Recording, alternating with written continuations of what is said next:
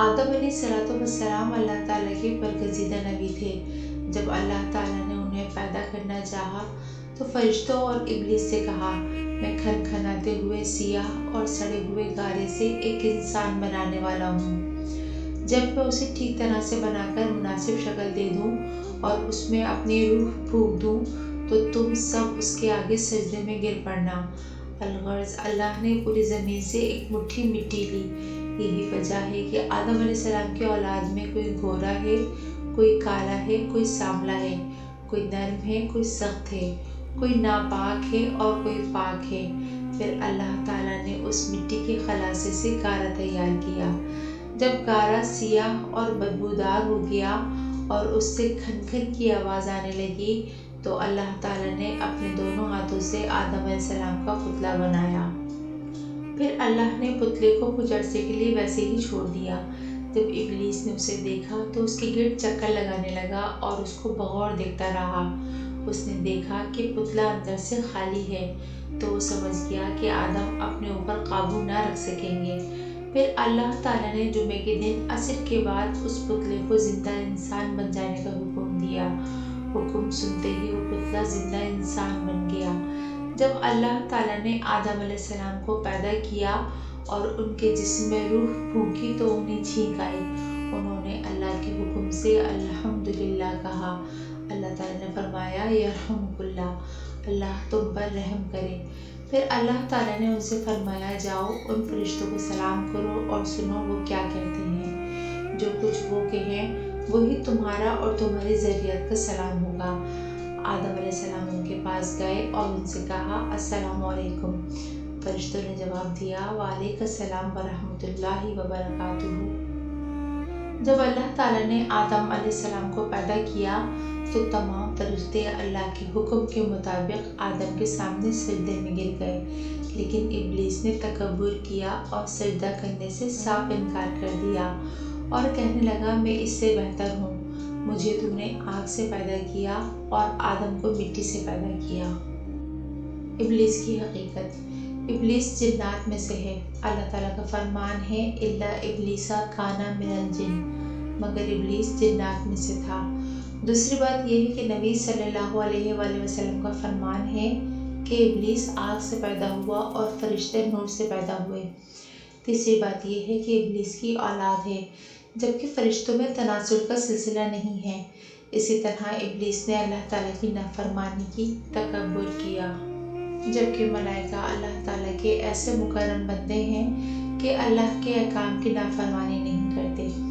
अगर ये कहा जाए कि शैतान जब फरिश्तों में नहीं तो उसे सजदा करने का हुक्म क्यों दिया गया, जवाब ये है कि उसे अपने इल्म, इज्तिहाद और इबादत की वजह से आसमान में एक बुलंद मकाम हासिल था। फिर अल्लाह ताला ने आदम अलैहिस्सलाम की पीठ पर मसाह किया। मसाह करते ही हर रूह जो उनकी औलाद में क़यामत तक पैदा होने वाली थी निकल पड़ी। फिर उन रूहों को आदम अलैहिस्सलाम के सामने पेश किया गया। आदम अलैहिस्सलाम ने कहा, ए मेरे रब, ये लोग कौन हैं? अल्लाह ताला ने फरमाया, ये तुम्हारी औलाद हैं। आदम अलैहिस्सलाम ने उनमें से एक शख्स को देखा। उनको उसकी आंखों के दरमियान जो नूर था वो बहुत पसंद आया। कहने लगे, ए मेरे रब, ये कौन है? अल्लाह ताला ने फरमाया, ये तुम्हारी औलाद की आखिरी जमातों में से एक शख्स है जिसका नाम दाऊद है। आदम ने पूछा, ए मेरे रब, तूने इसकी उम्र कितनी रखी है? अल्लाह ताला ने फरमाया, 60 साल। आदम ने अर्ज़ किया, ए मेरे रब, मेरी उम्र से इसकी उम्र में 40 साल बढ़ा दे। बस अल्लाह ताला ने ऐसा कर दिया और उस पर गवाह भी ठहरा दिया। फिर जब आदम की उम्र मुकम्मल हो गई तो अल्लाह ताला ने उनकी तरफ मलकुल मौत को भेजा। तो आदम ने कहा, क्या मेरी उम्र से अभी 40 साल बाकी नहीं है? मलकुल मौत ने कहा, क्या आपने ये 40 साल अपने बेटे दाऊद अलैहिस्सलाम को हिबा नहीं किए थे? आदम अलैहिस्सलाम ने इनकार कर दिया, लिहाजा आपकी औलाद भी इनकारी है। और आदम भूल गए, लिहाजा आपकी औलाद भी निस्यान का शिकार हो गई। इसी तरह अल्लाह ताला ने आदम अलैहिस्सलाम की पुश्त से निकलने वाली औलाद से मैदान अरफात में अहद लिया।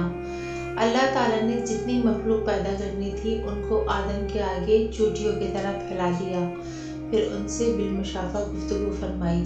اس کے بعد اللہ تعالیٰ نے آدم کے پسلی سے ان کی بیوی کو پیدا کیا تاکہ آدم ان سے سکون حاصل کرے۔ پھر اللہ نے انہیں جنت میں رہنے کا حکم دیا۔ آدم جمعے کے دن جنت میں داخل ہوئے۔ اللہ تعالیٰ نے آدم علیہ السلام سے فرمایا، تم اپنی بیوی کے ساتھ اس جنت میں رہو اور جہاں سے چاہو خوب کھاؤ پیو، لیکن اس درخت کے قریب بھی نہ جانا ورنہ تم نقصان اٹھاؤ گے، اور یہ ابلیس تمہارا اور تمہاری بیوی کا دشمن ہے، اس سے ہوشیار رہنا، کہیں ایسا نہ ہو کہ یہ تمہیں جنت سے نکلوا دے، الغرض یہاں تم بڑے عیش و آرام سے رہو گے۔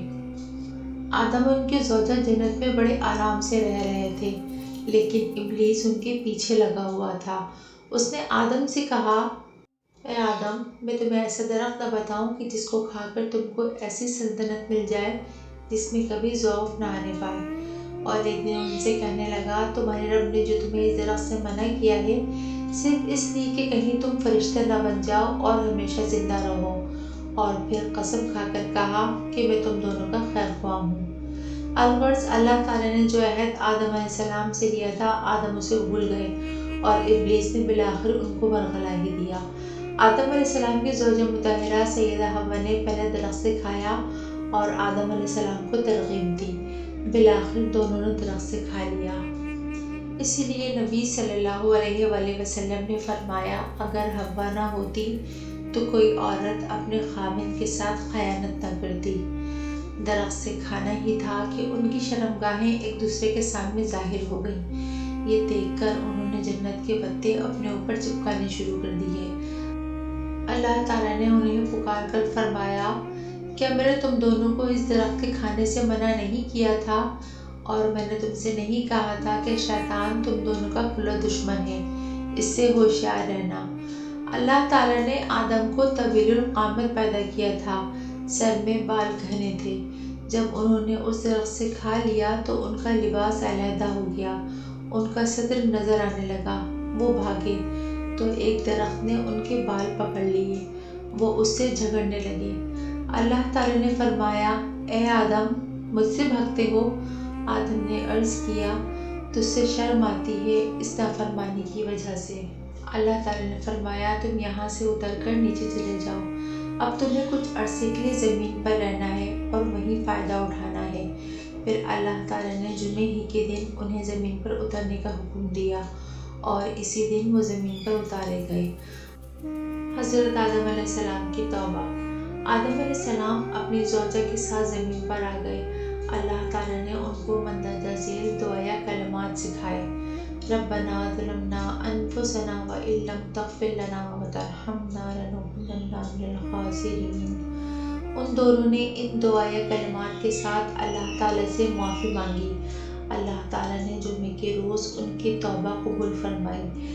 جب آدم علیہ السلام زمین پر رہنے لگے تو پھر اللہ نے ان کے لیے عمدہ لباس کا انتظام فرمایا اور اللہ تعالیٰ نے ان کی اولاد کو عزت و کرامت سے سرفراز فرمایا۔